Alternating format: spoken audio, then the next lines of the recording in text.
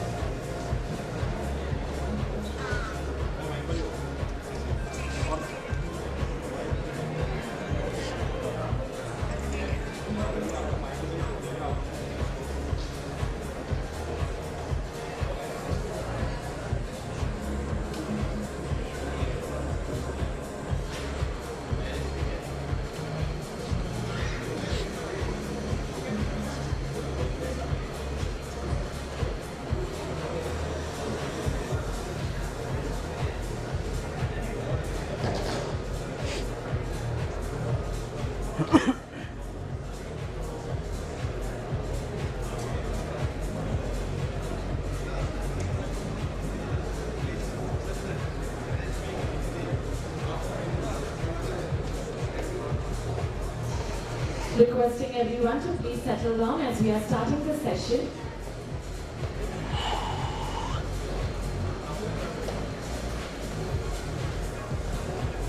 Very good afternoon and a very warm welcome to the next session of IIJS Bharat Signature 2026. I am Karima Gomes and I will be your host for this session. The topic for this session is the sparkle effects, how influencers shape jewelry trends. To share its insights, we have Mr. Amit Sharma, Chief Operating Officer at Swar Media Network and Swar Fine Jewelry, Mrs. Prerna Makaria, India's first jewelry influencer luxury advisor, Mrs. Renu Chaudhary, Gems and Jewelry Consultant and Storyteller, Mrs. Brinda Arora, Chief Storyteller from S Factor. Before we go ahead with the session, requesting all you lovely people to please keep your phone on silent so that none of the speakers get distracted and you also pay attention. Thank you so much.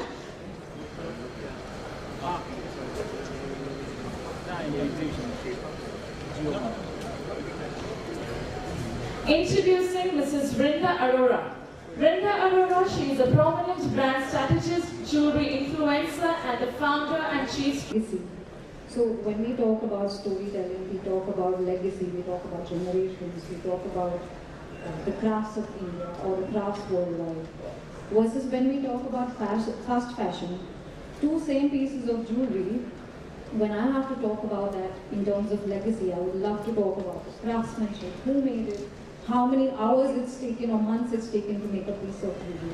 Versus if I have to show it as a fast fashion jewelry, the storytelling is going to be completely different. It's going to be something that relates to the Gen Z, but the same piece, when it has to relate to a Gen Z in a slow luxury, it has to be all about storytelling. Alright. A very realistic question to all of you people, because you are more into reels making and explaining the product in a very natural way. When you make reels, there are a lot of filters that we use. Have you ever come across a situation where the product that is shown on the reels are actually different from the real product? Anything, do you think that is also important that you need to take care of so that the end consumer get the right view of the product instead of just glamorizing it on a reel for a lot of views, and then when they go to the actually showroom, they see real product, paisa nahi dikh raha hai. Something like that. That's a loss of credibility if it's shown like that. Yeah. So I would say that's at most important if it doesn't look like. And I actually don't post it. Right. Either I would call to reshoot or I'll apologize, I can't do it. All right. Because it doesn't look like that. Right. So you can't fake, you can't lose the trust of your audience. Right. That's the foremost. Certainly. Because as an influencer is also like it's a business category, as you're also an entrepreneur. But it's a personal responsibility also. That's where I was coming from. Yeah, that was my first question, that are we responsible enough? Because it's a very important role that you guys are playing, where you're passing on the information to across the globe, as even Prerna mentioned. Next question again, since it's a business category also, influencer is also a business category, you're dealing with a lot of brands, you promote their category, promote their jewelry. So are you more like a brand custodian or somebody who safeguards the consumers? So how do you put yourself there? So there's a balance to it, basically. So you have to be the brand custodian also, but the brands which relate to you. You cannot promote something which doesn't relate to you. I do a very limited content, Right. but if the brands doesn't resonate with my values, I will not do that. I will put it down, and I have put it down a lot of times. All right. Same thing with me also, like, there are many lab-grown brands who will come to me, but I know for the fact that for the time being, natural diamonds and natural gemstone is what resonates with me. So what resonates with me is exactly what I will share with my audience. All right. Very well. I would say, as both of them said, I get hundreds of messages every single day for collaborations. But it's very important of what I showcase on my page, because it's 10 years of Yes. effort, time, effort, energy, and a brand that I've built out of it. Just for a short-term fame or a short-term, any kind of monetary gain, I don't want to lose on the legacy of what I've built, because it's taken a lot to do that. So that handpicking is very important of the kinds of brands you work with, and I think it also, because I showcase that on my page, they also want to work with me for that reason. Yes. Again, all three of you are well exposed in the global circle as well. How do you see Indian brands or the Indian kind of jewelry, when we talk about heritage, the pedigree that India holds?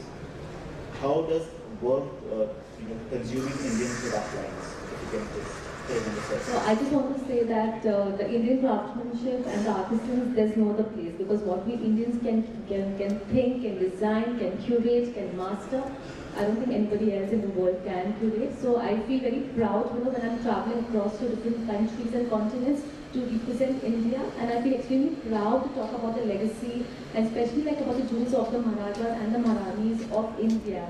I can go on and on talking about that, because I do remember once when I was traveling international and I had to make a presentation about the jewels of the Indian royal family, and the entire audience was so overwhelmed because they loved hearing about the legacies and the jewels. So I think super proud moment, I'm sure, for all of us, to talk about Indian jewelry on a global international platform.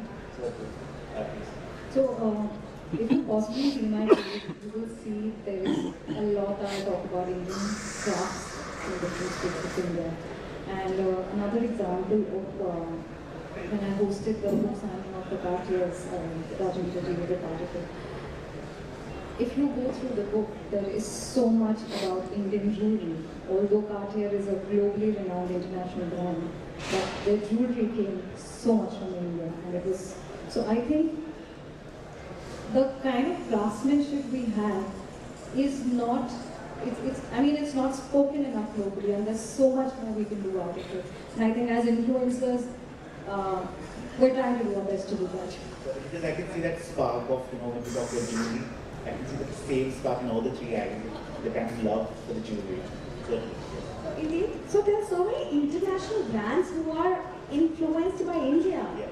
So to give you an example, Carrera by Carrera, when my recent trip to Vicenza, I saw a Mughal garden collection in their pieces. So India has definitely inspired the international audience and even the international manufacturers to create.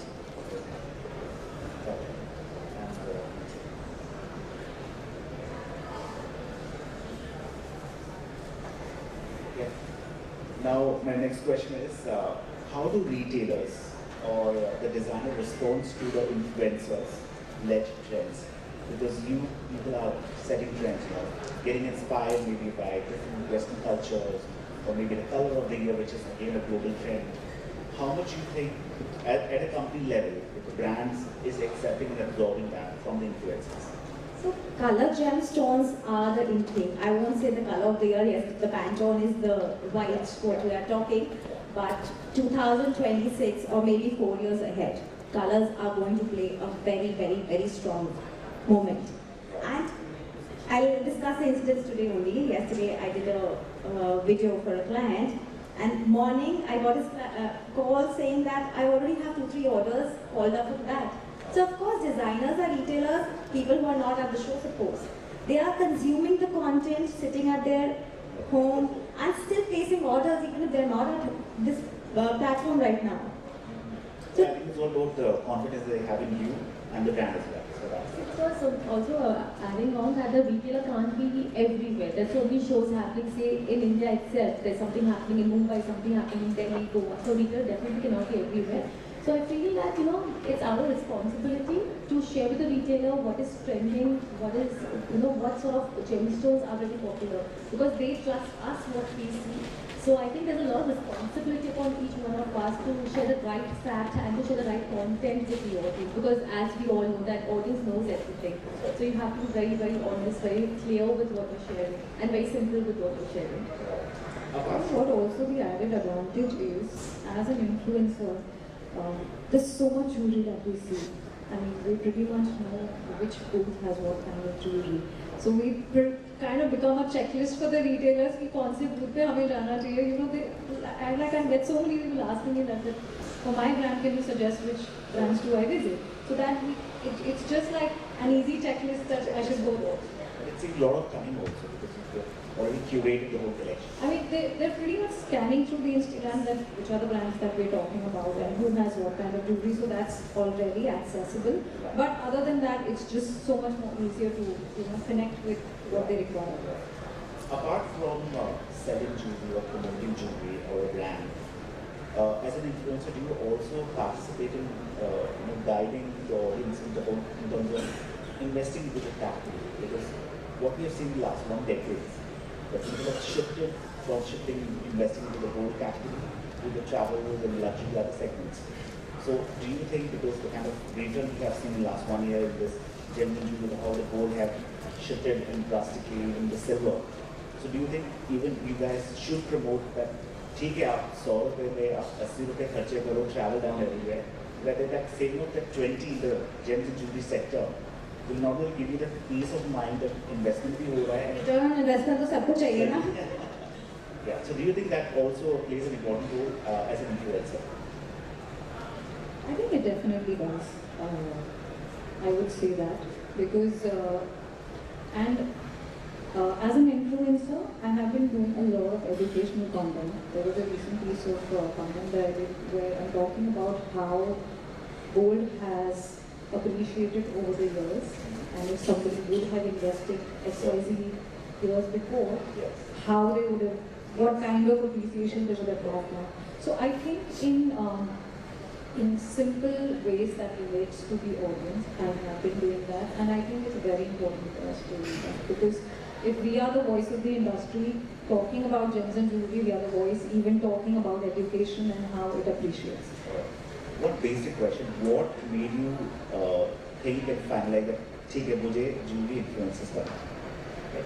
What was that? One day of dream that आज मुझे ये decide कर लिया. So for me, it was just, I was honestly very just tired of traveling from South Bombay to Bandra every single day because I was working in a leading diamond company. So I was like, कि कुछ knowledge है, of course, work in the industry and I know the industry inside out. तो क्या करें? So one of my very close friends suggested that, listen, just talk about it on social media. So that's how it was. कुछ नहीं आता था, how to talk, how to walk, how to curate content, how to film content. But वो एक चीज था that I wanted to share my voice, I wanted to share my passion with the audience. So then lockdown happened and that was the best time. So that's when YouTube had all the answers. So I did a lot of research, studied a lot.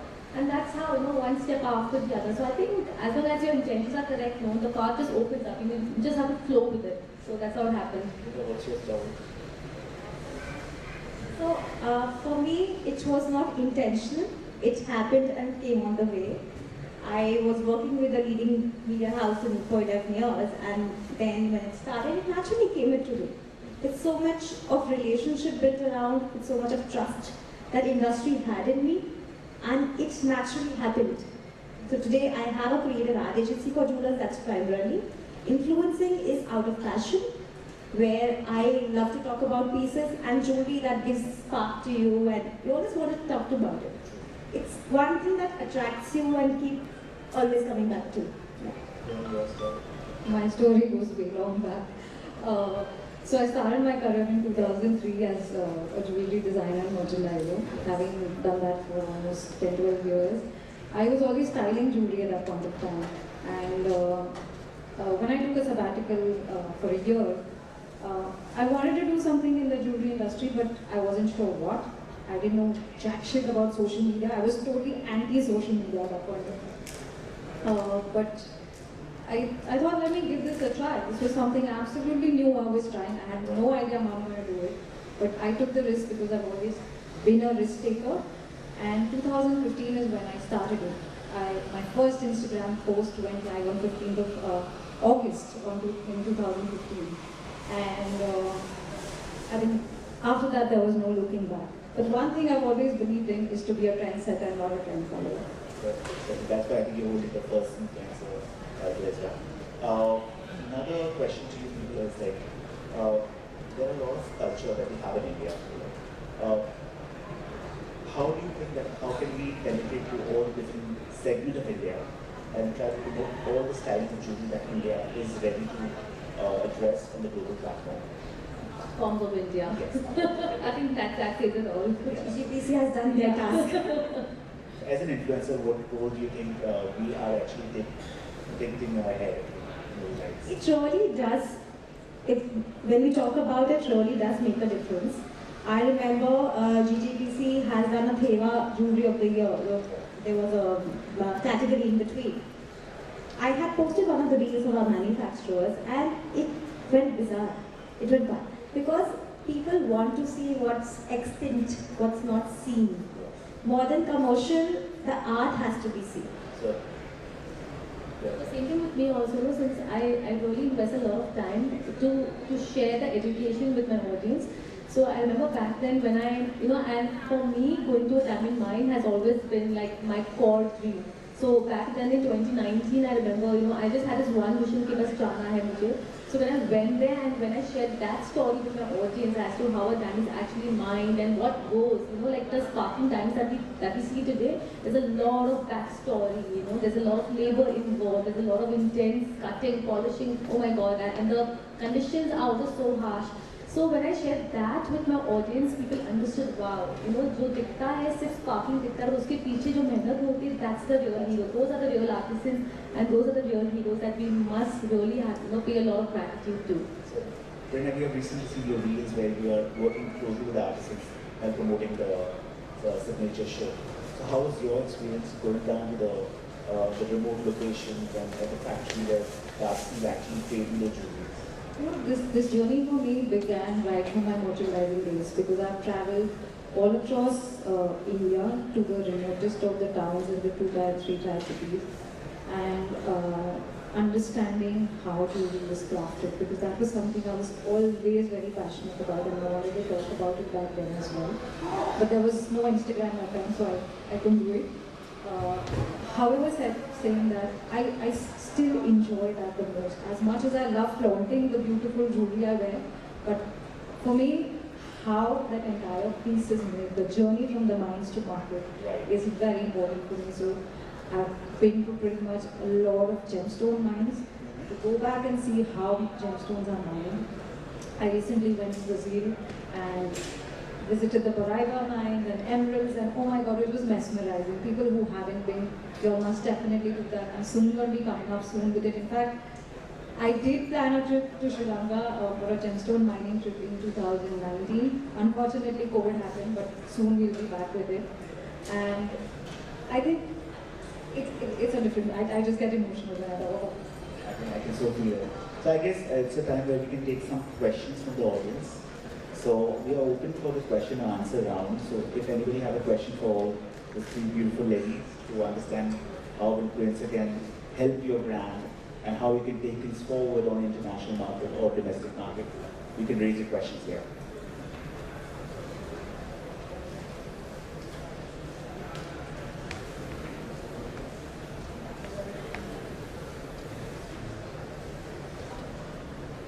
Hi, good afternoon. This is Gunjan Jain from Business of Jewelry. I would like to know from three of you, what do you see as the future? Where do you see 2030 Instagram leading us?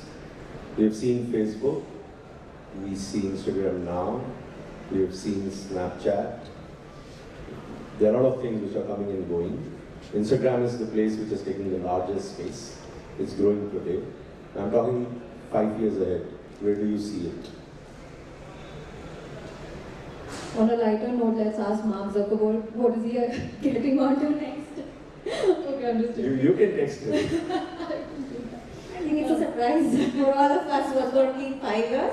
But yes, we have to keep evolving. I think it's going to be, very subjective because Instagram I see it evolving every single day. So many apps have come. They've stayed for a while. We've got onto it, but Instagram has been consistent. So maybe 2030 also it is consistent, unless there is something as competitive that comes up. So that's what my take is. The current scenario is to be real on Instagram also. So I think the reality has to stay on, and in 5 years also we all have to be real. Unless we don't learn AI by then. Thank you.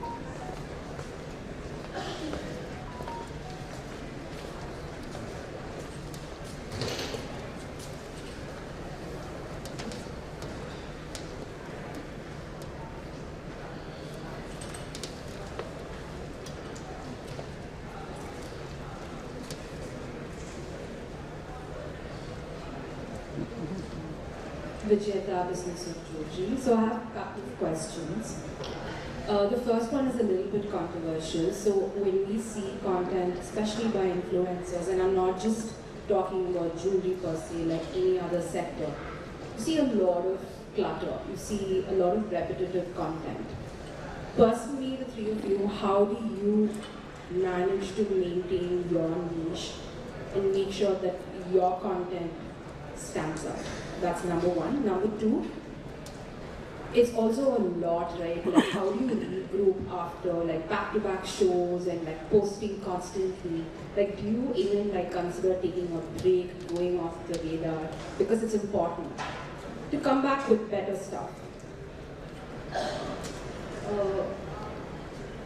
What was your first question, Vijayata?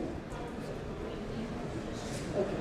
So I think if I was given a piece of jewelry and three people were asked to style the same jewelry, I think we would all do it in a different way from the same brand, because we all have our own way of showcasing it, our own language of talking about it. Maybe something what relates to me about a finger ring might not relate to her, and maybe something else relates to her. So I think that positioning itself is unique in its way because we've created a niche for ourselves in that. So I believe even the brands understand that what they want to expect out of me from that product versus what they want to expect out of them, or anybody else for that matter. So I believe that makes that distinction. Sorry? The second question, right? Okay, so that's a little difficult question to answer because the mind is constantly working 24/7, 365 days. And it really takes a lot of energy and to keep thinking how to innovate, because the apps are changing, things that are trending are changing, things what you're curating is changing. So everything's changing by the minute, not even by the hour. So it's a lot that it takes, but I think somehow we just get there. And more than that, I think my husband's here. He'll say she's not taken a weekend off in the longest time. I just want to add that above all, quality is what matters. So I know it's a very tough time for all of us, especially at shows, and this is the time to perform and this is the time to give our best. So yes, there are times when we skip our lunch probably or coffee breaks or whatever, but we have to be so in the zone and so focused, because that's what the show organizers expect from us, and that's what the client expect from us. So we have to be very charged up, but not compromising on quality. So I think that's very, very, very important. I think for that reason, I keep it limited.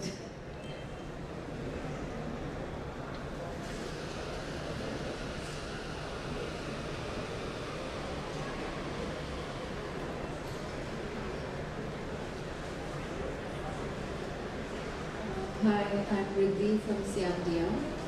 I just wanted to ask, looking at people who are starting to do influencing regarding jewelry, what mistake would you say that they tend to make a lot that does not help them? What mistakes do new influencers make? It's not a mistake, I think it's a way you perceive content. You initially maybe you're influenced by somebody to make like them, but you have to be real. I think also not giving up. It's very time consuming. It drains you out. It takes a lot out of you. But if you want to stay in the game, you have to be for the long run. Like you don't have to give up. And I think that is for every kind of business you do. It's not just for influencing. You see that follow your own niche, share something that you resonate with. That's very, very important. Because when you share something that resonates with you, you won't have to put in so much effort, because it will come and flow very naturally from you. Can I add on to that? I wanted to ask, what are your own niches, or over time, when you've seen the jewelry industry, what have you tended to gravitate towards, in terms of influencing? Well, I tend to gravitate a lot towards the Indian jewels and the royal family, because I love talking about them and the kind of legacy and the kind of craftsmanship that we have seen back in the days. It's just so amazing.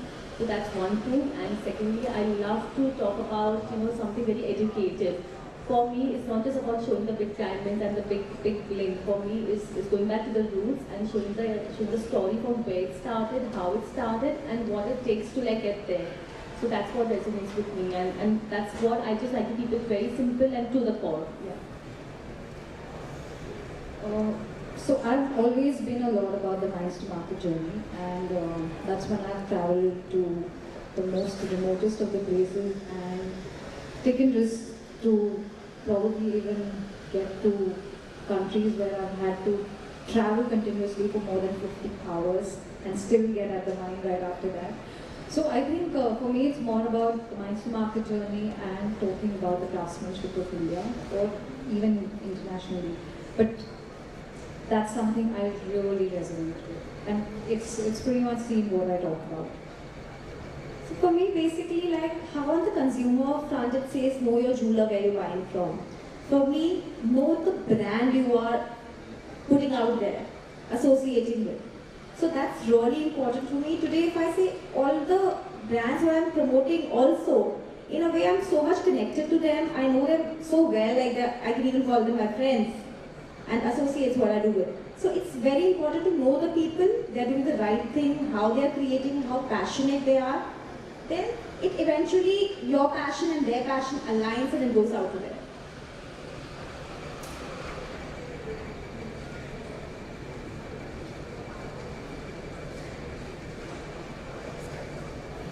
Adding on, talking about the mines, I'm curating a trip to the Botswana mines, which is happening the end of the month. So in case if any one of y'all is interested to come and to explore the whole diamond experience, please do reach out to me. I have very few limited seats left, so and it's open to everyone, because this is once in a lifetime opportunity.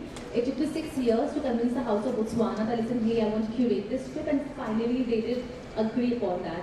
So if anybody from the audience wants to come along with me and experience the diamond journey, please do reach out to me. And before we conclude, a one-liner from three of you for the aspiring girls or the boys who are listening to you, or maybe listening to you going forward for this session, who are going to plan their future as an influencer? Follow your heart. Be honest. Be a trendsetter, not a follower. Because certainly this zone is all about trend setting. So if you're a follower, definitely this is not for you. If you aim to aspire the society, the culture, this is the zone, and we are having these 3 successful panelists with us. So a huge round of applause if we conclude this session. Thank you so much, the entire audience, for having us here. Thank you. Thank you, Amit, for curating this. Thank you to our panelists for an engaging and informative discussion on the role of influencers in shaping jewelry trends. Your contributions have been invaluable, and we appreciate the time you took to share all your knowledge with us. Thank you so much for sharing your knowledge with us. I would like to invite Mr. Palaniappan Ramu to felicitate our panelists.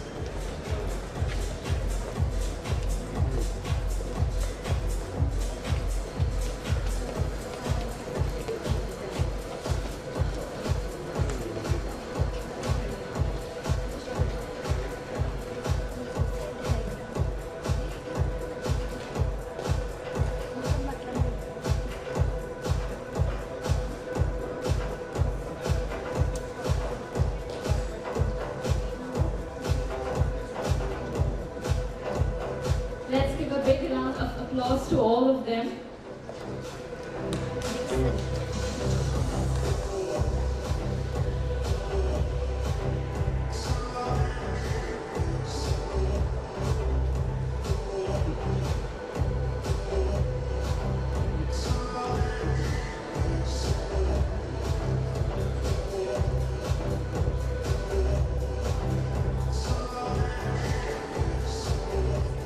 Thank you once again. We were glad to have you all beautiful ladies over here.